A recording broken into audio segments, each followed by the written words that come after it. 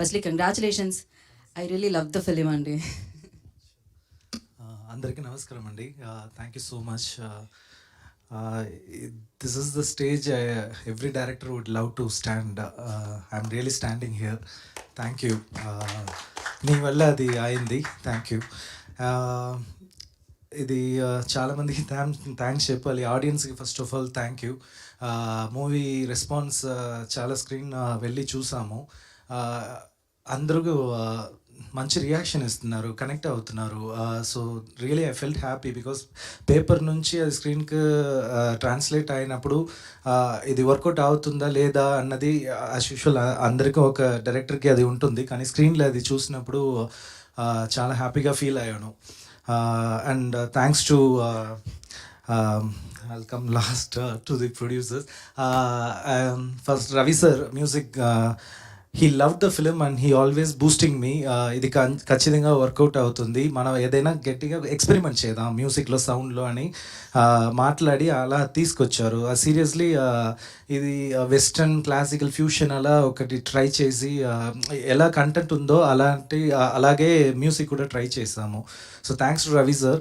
And ఎడిటర్కి thanks, అనిల్కి. Because ఈ ఫిల్మ్ని ఎడిటింగ్ చేయడం చాలా కష్టం, because simultaneously things are happening. So నాతో డైరెక్షన్ టీమ్తోనే ట్రావెల్ చేసి ఫైనల్ వరకు ఉన్నారు. And DOP Satya, production designer Chinna sir, costume designer Ashwini, అందరికీ చాలా thanks. Till the last person who work for the film and especially my direction team, వాళ్ళు ఇక్కడ లేదు, మా అప్స్ అండ్ డౌన్స్లో ఉన్నారు. వీళ్ళందరికీ థ్యాంక్స్ అండి. డెఫినెట్లీ యాక్టర్స్ అండ్ ప్రొడ్యూసర్స్కి. I'm really feeling happy. కానీ జస్ట్ వెన్ ఐమ్ థింకింగ్ నేను పూర్తిగా హ్యాపీగా feel అవ్వలేను.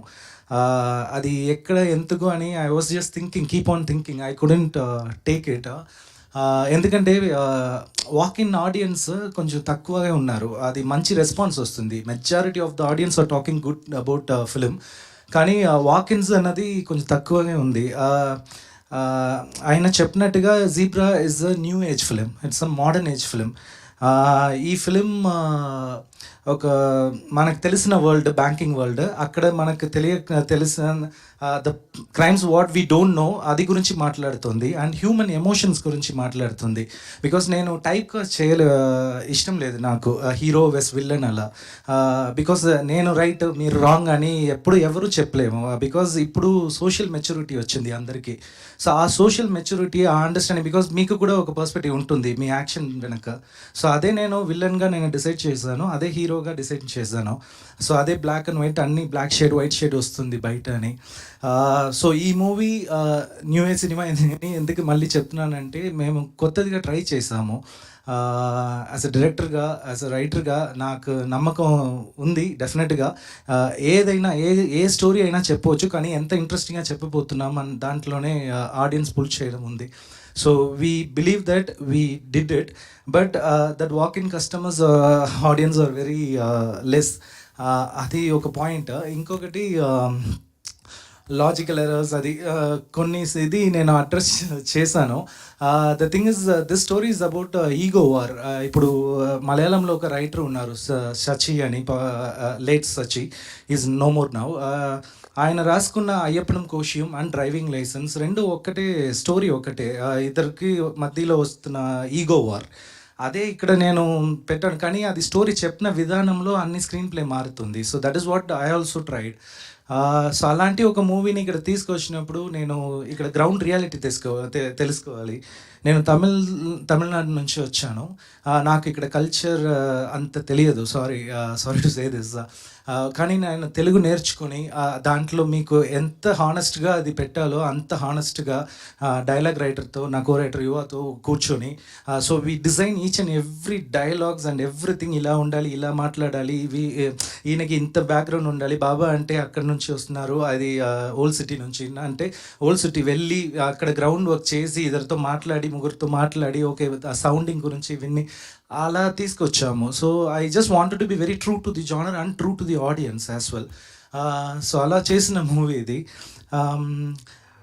We tried our best అండి definitely and happy that customer sorry again customers అని వస్తుంది అది ఎందుకని ఆడియన్స్కి చాలా థ్యాంక్స్ అంత అరుస్తున్నారు థియేటర్లో క్లాపింగ్ వస్తుంది సీరియస్లీ యాజ్ డైరెక్టర్గా యాజ్ యాక్టర్ యాజ్ అ ప్రొడ్యూసర్గా మేము అందరూ ఆ మూమెంట్ని ఫీల్ చేసాము ఇది ఈ మూవీలో నేను అదే మీరు మూవీ చూసిన జస్ట్ ఆడియన్స్కి ఒక్కటే నేను చెప్పాలి, వెళ్ళి థియేటర్కి వెళ్ళి మూవీ చూడండి, చూసిన వాళ్ళు మిగతా వాళ్ళకి చెప్పండి, ఇంకా చూడలేకపోతే వెళ్ళి చూసి మళ్ళీ చెప్పండి, ఇది వర్డ్ స్ప్రెడ్ అవ్వాలి, మాకు అదే కావాలి. రివ్యూవర్స్ అండ్ అందరికీ మీరు ఏదైనా క్రెడిట్ పాయింట్ ఇస్తే అది ఈ మూవీ ఇంకా మంచిగా రావాలి అన్న ఇంటెన్షన్తో చెప్తున్నారు కాబట్టి I'm really happy for that, I'm sincerely thanking for that. So మీ పాయింట్ని డెఫినెట్గా నేను తీసుకుంటాను, ఎందుకంటే పెంగ్విన్ నుంచి వచ్చినప్పుడు అది కరెక్ట్ చేసి ఇది చేశాను. Every stage of my life I'm learning something. ఈ దీంట్లో కూడా ఒక లెసన్ నేను టేక్ అవే ఉంది నాకు జీబ్రాలో.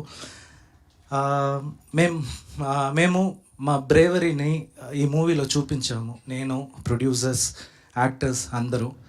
లక్ మీ దగ్గర ఉంది, అది మీరే ఇవ్వాలి.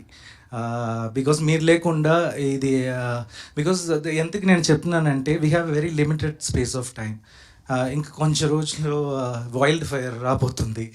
So we have only very limited time to hold this one.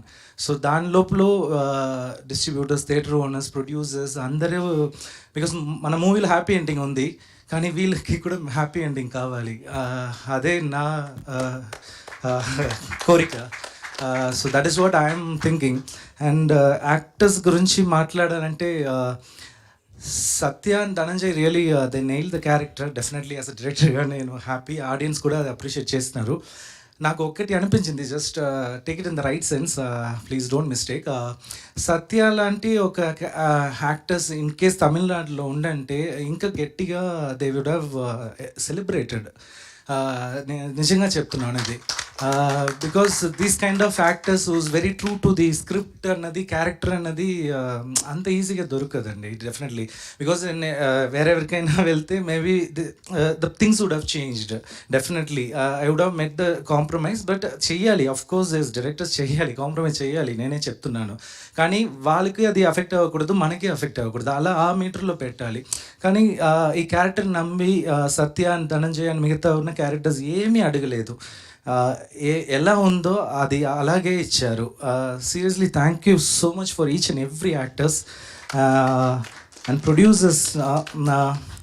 ఇలాంటి కంటెంట్ని నమ్మి కోట్లుగా డబ్బు పెట్టి అది మీ ముందు తీసుకురావడం అన్నది కొంతమంది ఉన్నారు అంతే. Definitely these people are done the justice to the script. అందుకే నేను అడుగుతున్నాను, మీరు media, respectable media fraternity, I have a huge respect on you, truly from bottom of my heart. మీరు వెళ్ళి చెప్పండి, ఆడియన్స్ని తీసుకురమ్మండి please. Audience also you have to come and watch it in theatres. ఇది థియేటర్ ఎక్స్పీరియన్స్ ఖచ్చితంగా దొరుకుతుంది. Floss yes, human, అదే నా మూవీ అదే. ఫైనల్గా నేను దీంతో నేను ఫైనల్ క్లోజ్ చేస్తా.